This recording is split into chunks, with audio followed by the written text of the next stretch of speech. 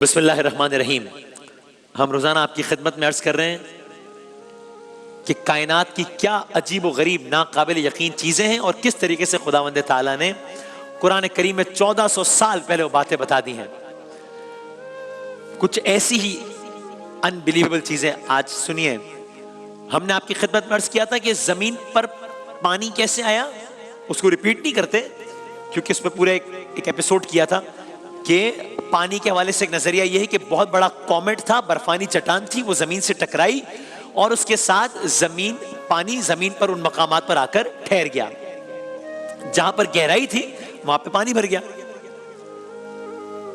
तो जमीन पर पानी तो आ गया इस तरह से, लेकिन जमीन तो बहुत बड़ी थी ना, तो गहरे मकामात पर तो पानी आ गया।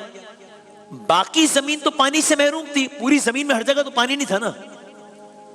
और हम जानते हैं कि जिंदगी की बुनियाद तो पानी है, चाहे वो चरिंद परिंद इंसान पौधे सब पानी पर जीते हैं।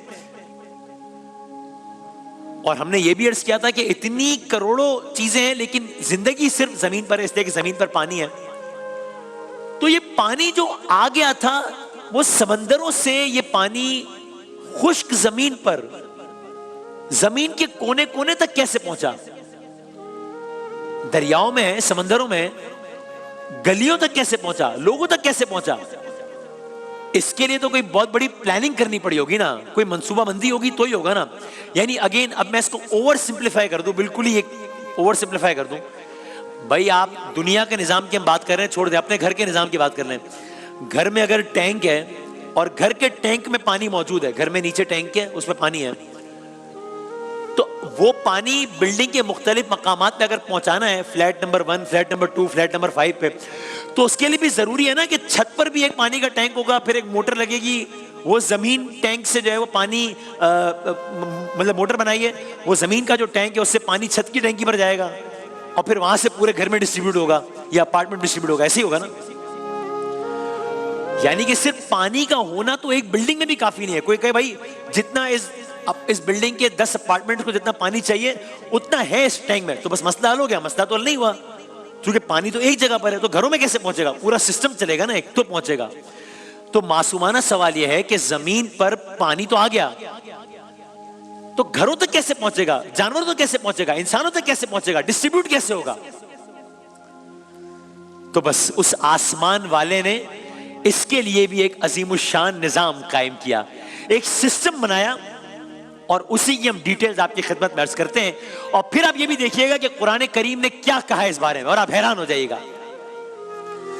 पानी में ये खासियत है कि वो हरारत से बुखारात में तब्दील होकर हवा में उड़ जाता है। क्या मतलब? अगर थोड़ा मुश्किल हो गया अगर ये अल्फाज, तो यानी एक तो ये कि अल्लाह ताला का एक करम कि अल्लाह ताला ने सूरज को जमीन से इतने आइडियल डिस्टेंस पर रखा है कि अगर सूरज बहुत करीब होता जमीन पे तो क्या होता, जितना भी पानी है जमीन पर सबका सब भाप बन के उड़ जाता, तो पानी खत्म हो जाता।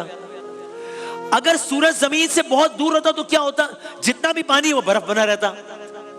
तो एक तो अल्लाह ताला ने इतने आइडियल डिस्टेंस पे रखा है, इसको गोल्डी लॉक जोन भी कहते हैं। अब ये कैफियत ये है, पानी किस तरह पहुंचता है?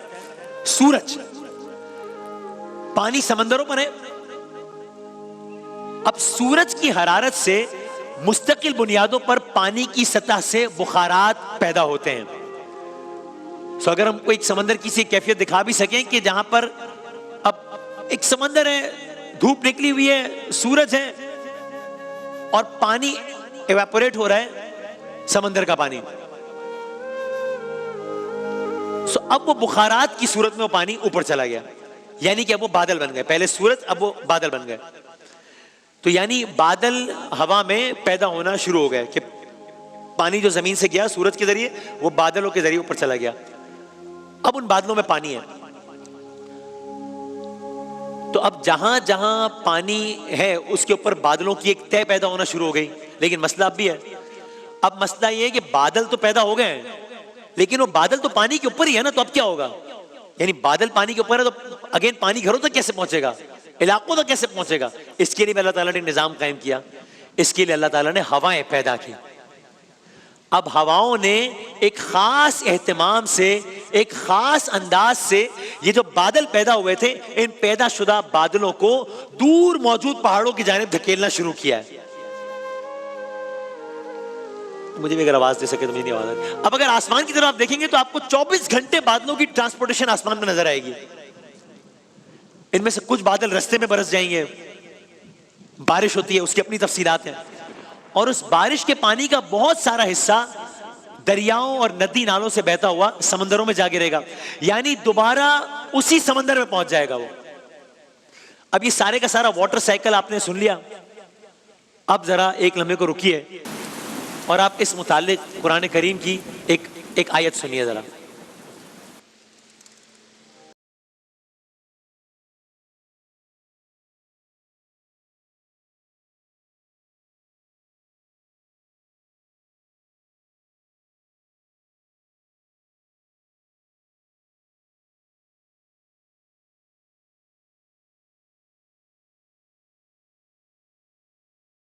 आपने आयत सुनी, अब आप इस आयत का तर्जुमा सुनिए। इस आयत का तर्जुमा कुछ इस अंदाज से है कि हमने आसमान से अंदाजे के साथ पानी उतारा। हमने आसमान से अंदाजे के साथ पानी उतारा, यानी कि कॉमेट के टकराने से आसमान में से जमीन पर पानी आया, वो भी अंदाजे के साथ आया। ना कम था ना ज्यादा था, इतना कम भी नहीं था कि दुनिया प्यासी हो जाए, इतना ज्यादा भी नहीं था कि सैलाब आ जाए। फिर आयत आगे बढ़ती है, फिर कहा हमने उस पानी को जमीन में ठहरा दिया। तो जब हमने आपकी खिदमत में अर्ज किया कि पानी बड़े बड़े समंदरों का रूप इख्तियार करने लगा, कितने बड़े और कितने गहरे समंदर में हमने आपकी खिदमत में अर्ज किया था कि माउंट एवरेस्ट भी उसके मुकाबले में छोटा है, इतना गहरा है समंदर। और फिर क्या हुआ? फिर आगे कहा हम उस पानी को उड़ा ले जाने पर भी कादिर हैं। हम उस पानी को उड़ा ले जाने पर भी कादिर हैं। यानी यही जो आज साइंस बता रही है कि यही पानी बुखारात के जरिए ऊपर जाता है, बादल होता है, और फिर हवा के जरिए एक जगह से दूसरी जगह चला जाता है। और इसमें एक और बात भी ज़हन में रखिए, दिलचस्प बात, समंदरों का पानी बड़ा खारा होता है, लेकिन बुखारात में तब्दील हो जाने की वजह से क्या होता है, नमकियात समंदरों में ही रह जाती है, और जो इंतहाई खालिस जो पानी होता है वो बादलों में तब्दील हो जाता है। सिर्फ वो पानी जो पीने के काबिल होता है वो ऊपर चला जाता है, और समंदर के पानी को बादलों के जरिए पूरी दुनिया में अल्लाह ताला फैला देता है। बस जाते जाते कुरान करीम की एक और आयत सुनिए और फिर इसका तर्जुमा अर्ज करता हूं।